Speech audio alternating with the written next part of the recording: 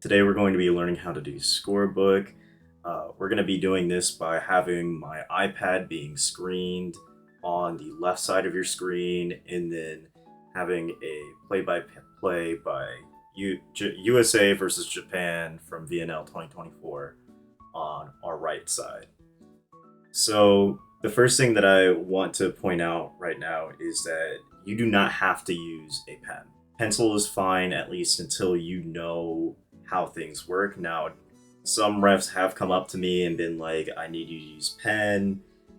If they do say that, try to accommodate, but I understand this is a learning process, and not every time you're going to be able to do it without making a mistake. Of course, if you do make a mistake with a pen, it is easy enough to, if it's in one of these boxes, simply just mark it out like this. It's pretty okay. I know it feels very official, but there's a lot of nuances and a lot of leeway.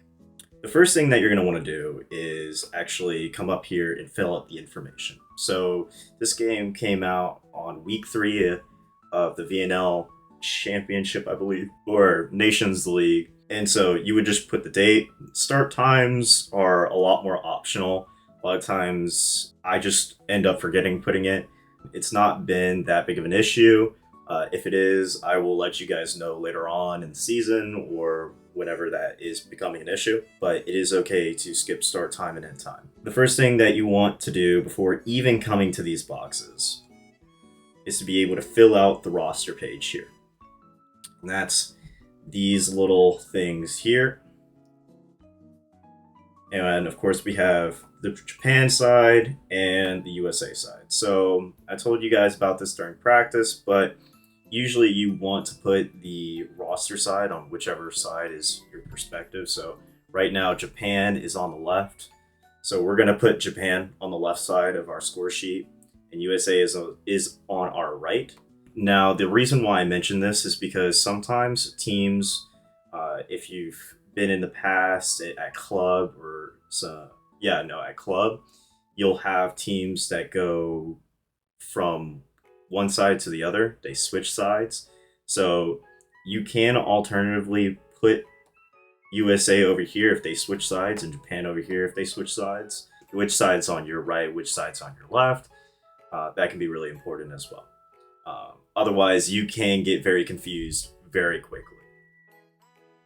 So the first thing that I want to show is, of course, the numbers. Now, let's say the team that I'm playing on is the USA team, right? I'm scoring for the USA.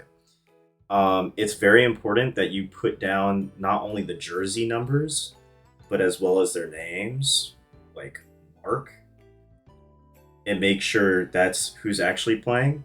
That will come back later for me when it comes to actually scoring your serve attempts, okay? This side over here doesn't really matter. So since I'm scoring for my team, the USA, I'm going to put down their numbers, 12.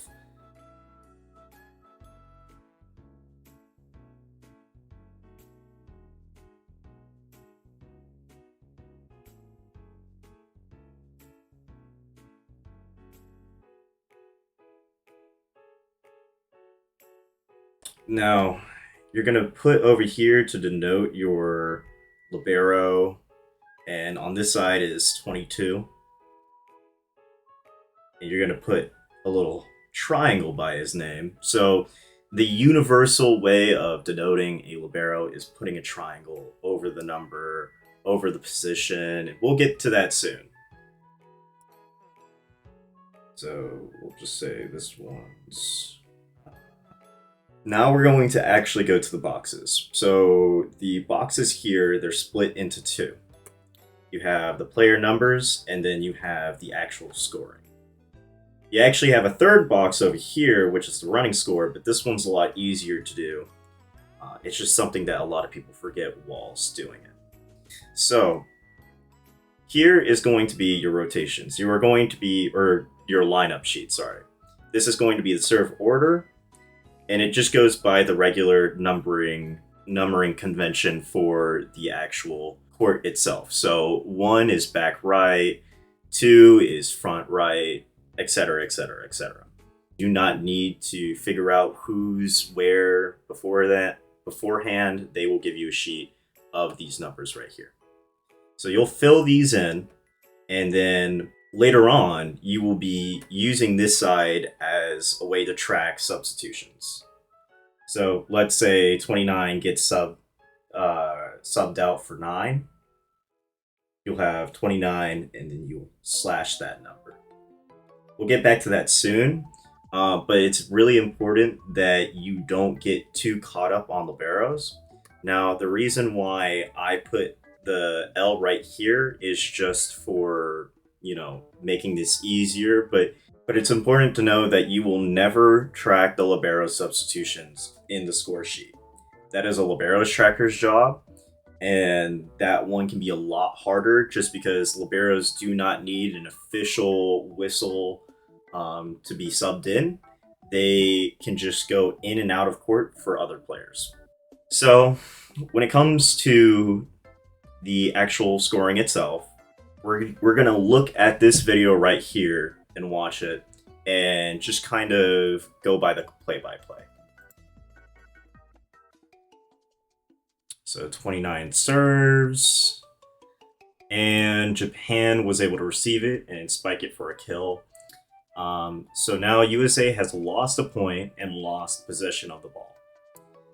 So the way that we denote that is by adding a dash and a wall to the first box of 29 serve. So you have 29 serving right here, and the first box right here. So we're going to show with a dash and a wall that they have lost the point and lost possession of the ball. Okay, so now the score is 1-0, Japan leading with 1. And so we're going to denote that by adding a 1 here. And it's important that we circle this, as it will tell us that they were the ones, Japan were the ones, that won possession of the ball. We will continue to do that just to show that whichever number they got is the one that they won possession of the ball. Now it's Japan's turn to serve. Beautiful picture. They serve into the out. And now the score is 1-1. So now we move down here. And we use a circle to show that US has won possession of the ball. So now it is 12's turn to serve. And it's important throughout this entire process that you are keeping track of the running score. All right, number 12 is about to serve. He serves. They receive. And it's Japan's point for number 2. So again, we're going to use the dash. We're going to use the wall. And then a number 2. And of course, adding a circle so that we know that they won possession of the ball.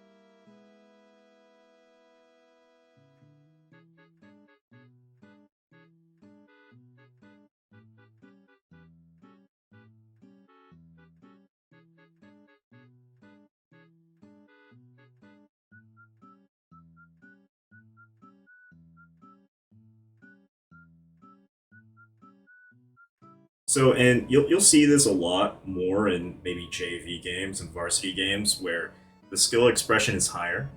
Um, there's a lot of strengths to be had for a lot of different teams of competitive riding. So, you're going to have a lot of this back and forth throughout the entire time that you are scoring. Okay, so I've already made a mistake, and that is sometimes crossing or dashing and barring too quickly. Dashing and walling, sorry. Um, and I, of course, made another mistake. 2 is supposed to be serving right now. 3 is in the number 5 spot. Now 4 is right there. So this is now been fixed.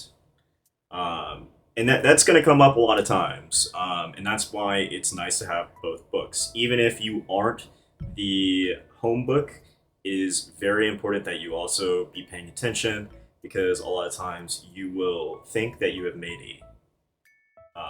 made the right call, or you'll dash and bar too soon. You won't, add a point. Um, so it's very important that you go ahead and be helping out your uh, other people at the desk. And again, I should have been doing this as well, but you need to be crossing out your running score. That also helps majorly.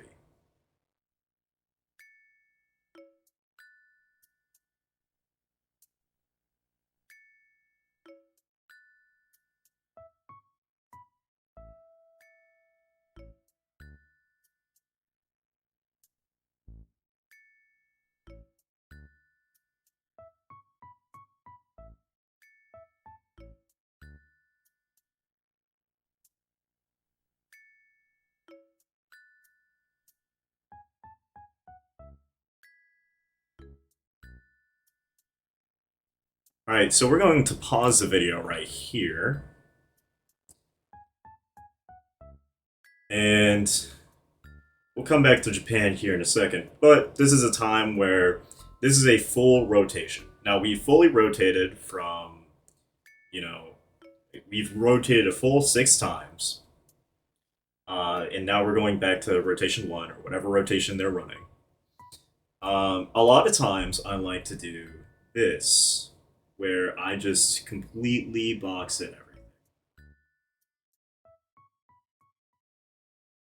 And at this time, it would be very helpful if you change the colors of your score. So if, USA gets, they gain back a point, you put an 8, and you put a circle. We'll get to that here soon, but I just wanted to show you this little technique of, making a little snake here just to really help you out.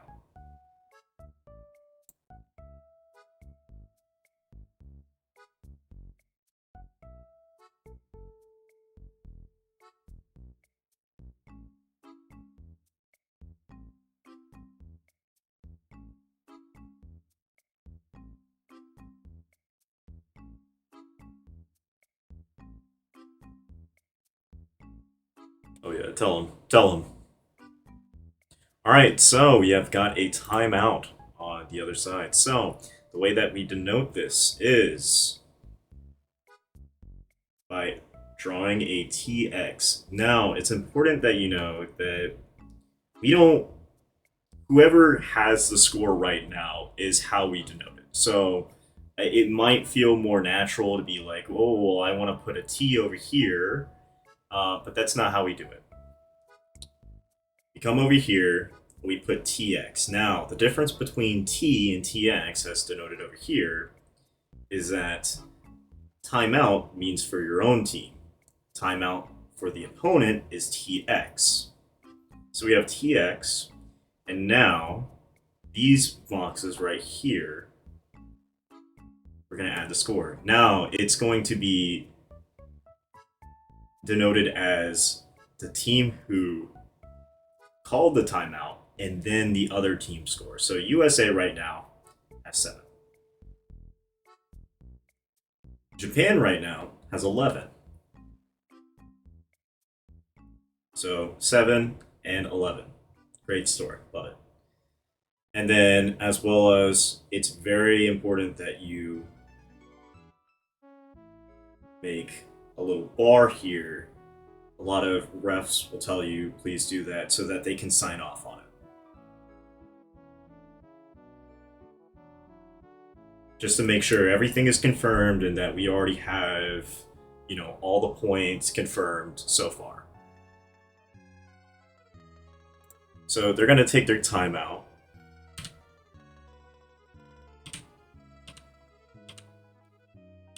They're going to come back.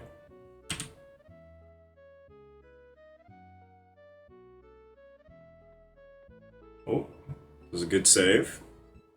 And right into Japan's court. So now it's 11-8.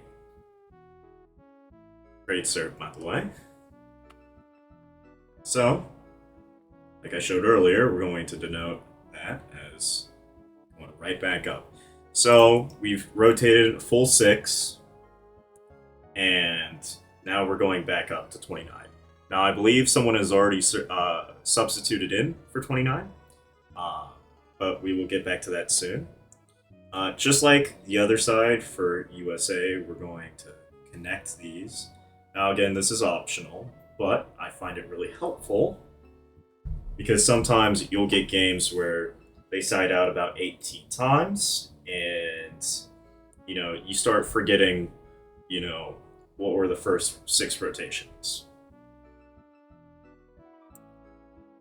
All right, so they serve. Leave that as a point. Again, nope, it is not a point. So we're going to add that dash and wall. And we're going to come over here. We're going to denote that as 12. Now, I want to, we have 23 here. And so for VNL and a lot of professional leagues, when it comes to volleyball, they don't have a lot of substitutions. I believe they only have around 8. So I kind of want to show you what a substitution would look like. So instead of 23 serving, let's say that 6 is substituting for 23 because they are a bit better server. All right, let's say this is Isabella Cannon, and she is going to substitute for 23. So the way that we would denote that is 6/23. Now it's important that you do that so that when we're marking up serve attempts, that we know exactly who is serving at what times. Now, you would do the same thing if the person wasn't in that call or in that row either. So if we wanted instead 6 for 4, we would put 6 for 4. Now it's important that you don't put it in this column because that's not the point where they changed or substituted. So of course, we're doing 6 for 15. Great. All the way around. That's how we do it. It could be literally anyone on court, but it would have to be in this box right here. So 6 for 2. 6 for 2. And it's very important that you also cross that out. But that's how you would do substitutions. Now, if he had dropped the ball because he didn't like his toss, we'll talk about reserves. So you would just put a simple RS.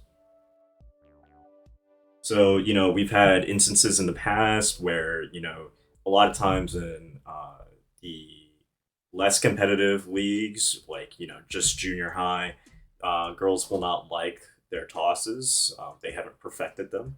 And so it's very important that, if they, step off and they don't like their toss, and you're usually allowed 2 tosses per set to be let go. that we denoted as a reserve. Um, and I mean, there could be other circumstances, of course. We've also had parents use flash photography while someone is serving on accident, and that has blinded kids before. Um, of course, temporarily, just enough to shock them from being able to serve. But then we also have replays. So let's say 23 serves here.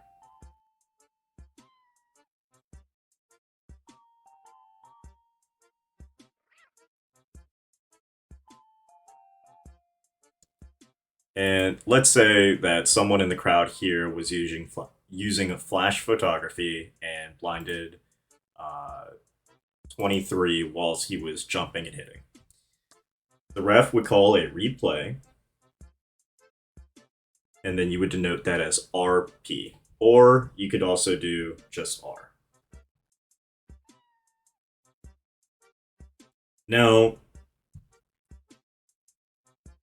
there are some things here that we genuinely don't care about. We don't care about ace points. We don't care about penalty points. Um, we don't care about penalty, loss of rally. F substitution, don't care. This right here is just to show that, you know, loss of possession. The rest are important, but those don't matter.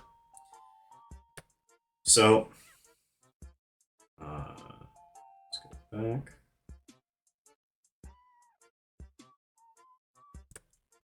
So that's how you do the reserve and the replay. Let's, for just the sake of posterity, let's say 6 came in for 23. They subbed in 6 for 23. And then, of course, they got that point still. Great. That'd be 13. Now, of course, that's not what happened, but just to show, you would keep on going, keep on going. And so that's how subs would look if we had a sub there.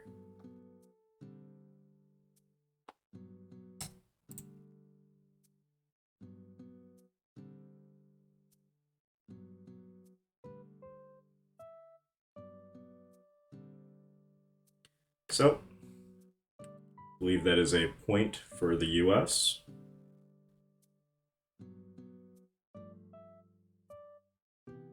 And at this time, you'll probably understand kind of how to do book. You'll just keep on going and keep on going. 8, 9, 12. I believe they got 12. Yep. Of course, you would count out the subs. And then, let's say Japan won by 25 and USA got to 23. It would be 25, 23. And then you would ask the official to write out their signature there. You would then go to the next set it up in the exact same way. It is just like the first step here. Just the fact that it's the second set. And for that is scorekeeping. Thank you for listening. Hopefully, I'll be able to edit this to make it shorter. And I hope this was reliable. I had a few tips for you to figure out and make you a little bit more comfortable with this. Once you've done it once, you'll get a understanding of it. You'll understand the nuances of it. It's a lot scarier just because of how many boxes there are. I know the first time that I did it, I had no idea what I was doing, and I was being helped majorly. Um, but of course, if we get it, this is your first time. No one's going to, get mad at you for, being new at this. Um, just if you need to come back, watch this. That'd be great. Um, just really, the biggest things here are keep track of that running score. You can get really distracted very easily without doing it. and as well as know that, you know, you use a dash and box to show that you lost possession, you lost the point. And of course, that circle to show that you gained the possession. Other than that, I hope you guys have a great day. Have a good night and have a good evening.